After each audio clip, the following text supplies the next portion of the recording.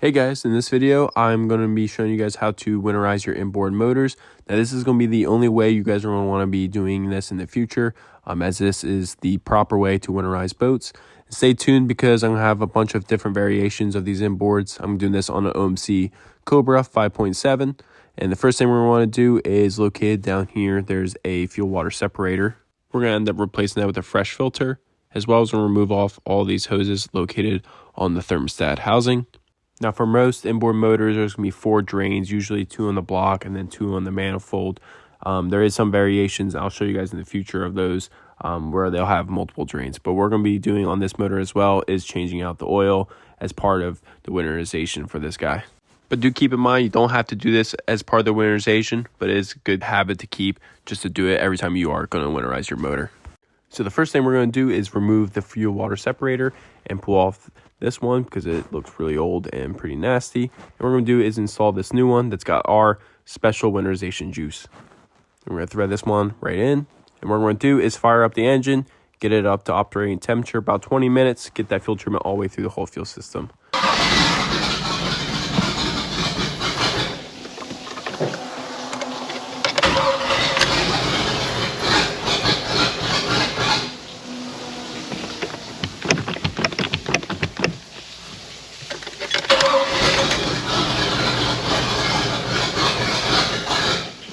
So we got the motor running correctly. So on most inboards, a lot of them have this set up. So basically, this is a neutral interrupt switch. So when you go into gear, it kicks it and kills the spark for a second.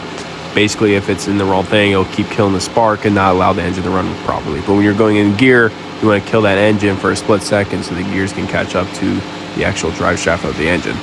So that's the only reason why this motor wasn't running as good as before. But we're going to let this run for a little bit, get the fuel treatment all the way through the whole fuel system, and make sure the block gets hot so we suck out the oil. Once you get the engine to operating temperature, you can remove the dipstick located on here.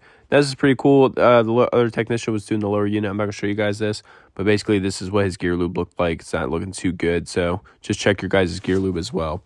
But now at this point, we're able to suck out the oil right out of the dipstick. You won't get all of it, but you'll get just about 95% of it.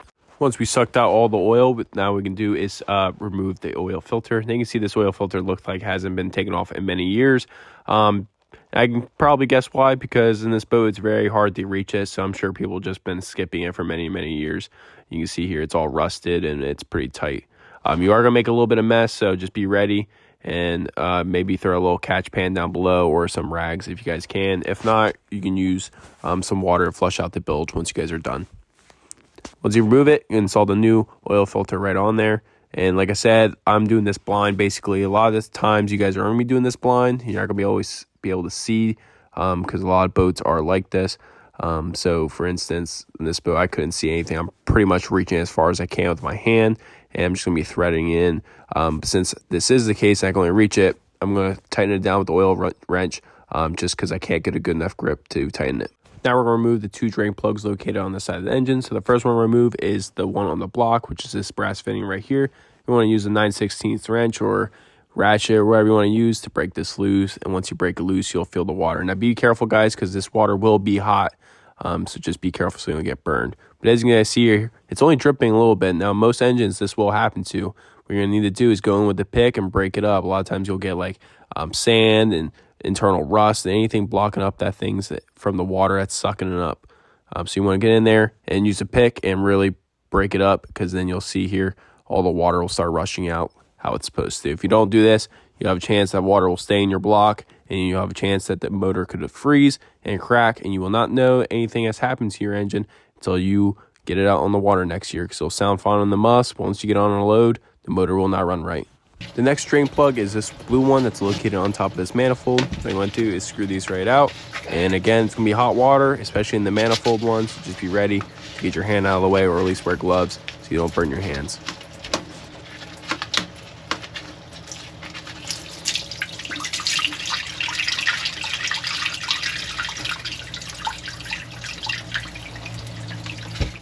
I think we should just take a second to appreciate how much space the boat world gives us to work on these things. But located on the same side, on the other side of the block, you're going to have the 2 drains, one on the block, and of course there's one up in the manifold. So we want to break this one loose again with the 9/16. Again, you'll see there's no water dripping out of here. Again, get your pick, go up in there and really work it in there, break up anything that's blocking it up, because like I said, you'll have issues if you do not do this and you do not get all the water out. You have to get out the water or else you will have issues in the future. The next one we're going to spin out is the manifold, and I always spun out the block ones, so because if you spin out the manifold one, the water will just run down on your arm and your arm will get really hot. So I always do the block first and didn't do the manifold last. Now that we got all the drains out, what we're going to do is remove all these hoses, and what we're going to do is blow air through them to get out all the water.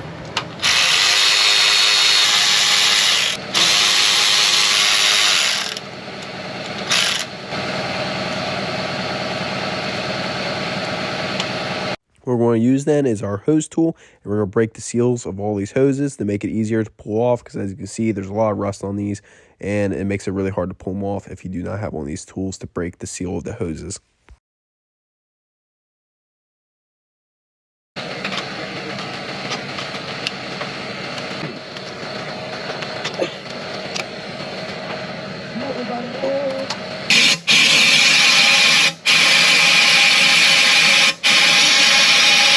Now this hose located here actually leads out to the drive. So when you blow this out, you'll actually see water come out of your drive. You want to make sure you actually get it all out. You'll actually feel the pressure, because this is how your drive can actually crack. And of course, we're going to blow out the manifolds in order to get out every water in any of the hoses or anything that's just laying in the block or anything like that. Once that's all done, what we're going to do is install all the drain plugs right back into the motor. So we got one on the block, one on the manifold, and then we're going to do the same thing on the other side.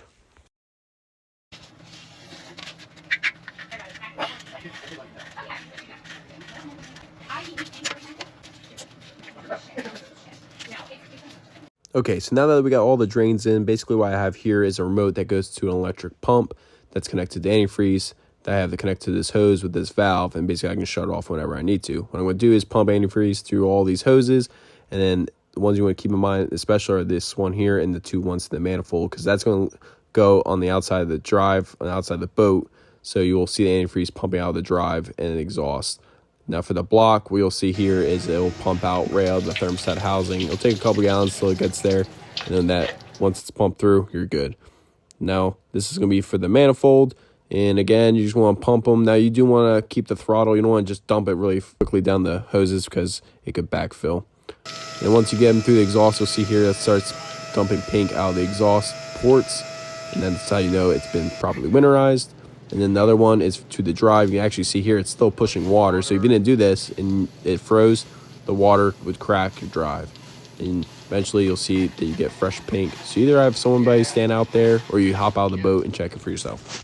Now that we've pumped antifreeze through all the hoses, what we're going to do is install all the hoses back on and tighten down the hose clamps.